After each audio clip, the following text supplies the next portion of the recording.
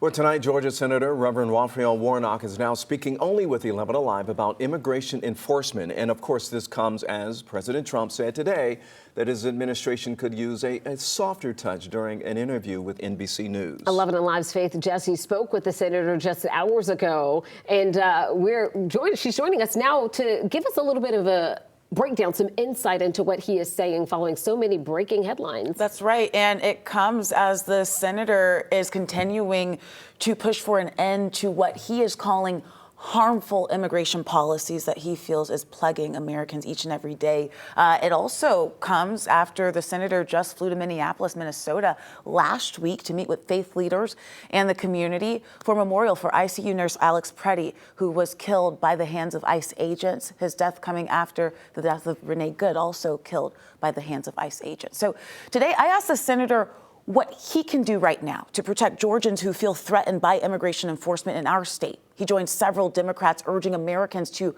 make a change with their vote in this year's election. But the election's a long time away. I asked him what policies he can push for right now to change between now and Election Day in November. Let me be clear where I stand.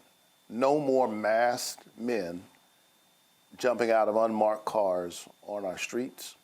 No more using children as bait. No more barging into the homes of ordinary citizens without a warrant. These are basic civil protections that I learned in 9th grade civics class. You don't have to have a law degree or to serve in the Senate to know that these things are wrong, and I intend to hold the Trump Vance regime that is trying to turn our American democracy into an authoritarian experience. I intend to hold them accountable. And he says part of holding that accountable is not supporting any funding for DHS while this is taking place.